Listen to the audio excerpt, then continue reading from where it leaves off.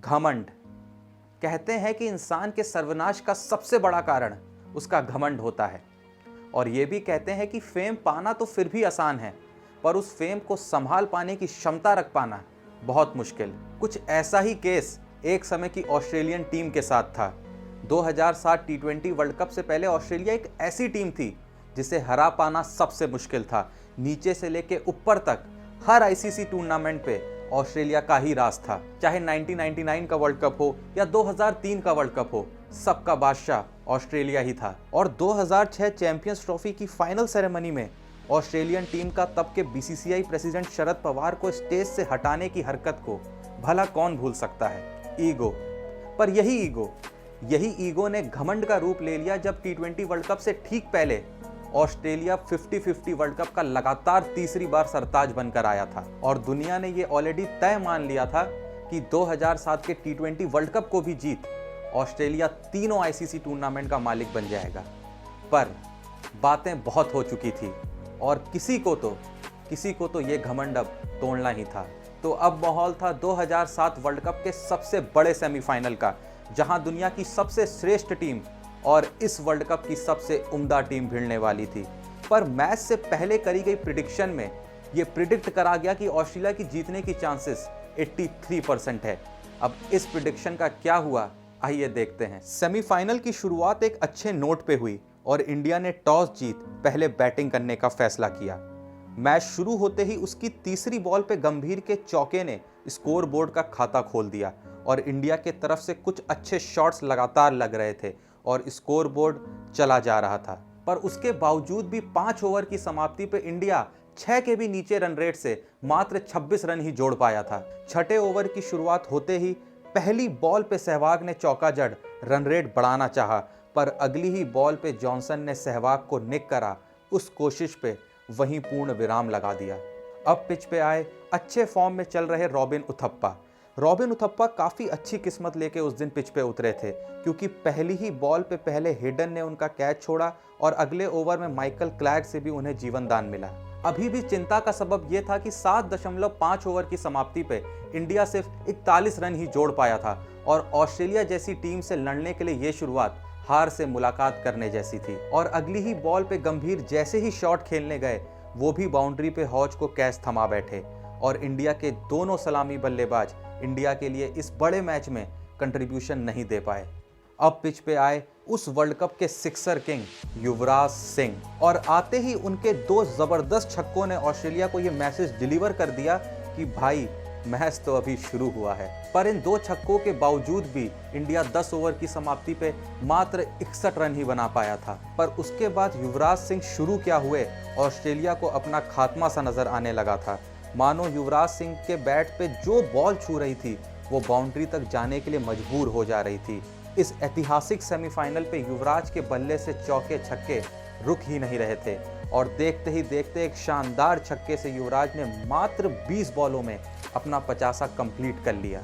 और जहां 10 ओवर की समाप्ति पे इंडिया मात्र 61 रन पे था, वो 14वें ओवर तक 114 रन पे आ खड़ा था। अगले ओवर में उथप्पा ने भी एक लंबा छक्का जड़ अपने हाथ खोलना चाहे, पर अगली ही बॉल पे मिसअंडरस्टैंडिंग के चलते वो साइमंड्स के हाथों रन आउट हो गए। और अब पिच पे युवराज का साथ देने आए कप्तान MS धोनी और आते ही साइमंड को एक तेज स्ट्रेट ड्राइव मार अपने इरादे को ऑस्ट्रेलिया के ड्रेसिंग रूम तक पहुंचा दिया। युवराज भी उसके बाद रुके नहीं और चौके छक्के लगाते रहे, पर 17 ओवर की तीसरी बॉल पे 30 बॉल पे 70 रन की मैच विनिंग पारी खेल वो आउट हो गए।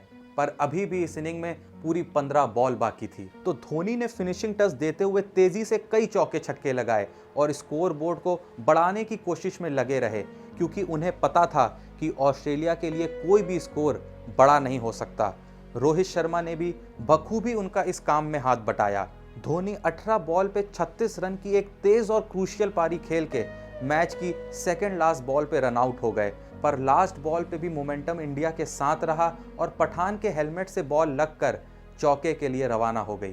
पहली इनिंग की समाप्ति पे इंडिया ने 189 रनों का लक्ष्य कंगारुओं के सामने रखा, पर ऑस्ट्रेलिया को यूं ही ऑस्ट्रेलिया नहीं कहते थे, क्योंकि उनमें ये हुनर था कि वो बड़े से बड़े स्कोर को भी एकदम छोटा साबित कर सकते थे। अभी तक सब कुछ कहीं ना कहीं इंडिया के फेवर में हुआ था, पर पिक्चर तो अभी बाकी थी मेरे दोस्त। तो अब ऑस्ट्रेलिया की इनिंग की शुरुआत हुई और एज एक्सपेक्टेड गिलक्रिस्ट ने ऑस्ट्रेलिया को आते ही चौकों और छक्कों की मदद से एक अच्छी शुरुआत दी, क्योंकि गिलक्रिस्ट जानते थे कि इस स्कोर का पीछा करना इतना आसान नहीं था। देखते ही देखते ऑस्ट्रेलिया ने बिना कोई विकेट खोए 5 ओवर में 36 रन ठोक दिए, पर अगले ही ओवर में श्रीसंत की अंदर आती बॉल ने गिलक्रिस्ट के मिडल स्टंप के साथ गिलक्रिस्ट को भी पवेलियन की तरफ रवाना कर दिया। इंडिया का सेलिब्रेशन बता रहा था कि उस दिन इस विकेट की कीमत क्या थी। पर ऑस्ट्रेलियन टीम के टॉप परफॉर्मर मैथ्यू हेडन अभी भी पिच पे थे और लगातार ये साबित करने में लगे थे कि वो क्या कर सकते हैं। देखते ही देखते उन्होंने मैदान में चौके छक्कों की बरसात सी कर दी और ब्रेड हॉज भी इसमें उनका भरपूर साथ निभा रहे थे। पर 90 ओवर की तीसरी बॉल पे पठान ने हॉज को युवराज के हाथों आउट करा, वापस मैच को इंडिया के हाथ में बनाए रखने का ट्राई करा और पिच में अब बारी थी आने की एंड्रयू साइमंड्स की। और सब जानते थे कि साइमंड कितनी तेजी से रन बना सकते हैं। अभी तक जो भी इंडियन फैंस ये मैच देख रहे थे उनकी अभी डर से मुलाकात ही नहीं हुई थी, पर असल डर क्या होता है ये इन दोनों प्लेयर्स को बखूबी बताना आता था। अब मानो साइमंड्स और हेडन जो शुरू हुए तो बंद ही नहीं हुए। मैदान में चौकों और छक्कों की झड़ी सी लगने लगी और हर चौके छक्के के साथ भारत के वर्ल्ड कप का सपना जाता सा लगने लगा।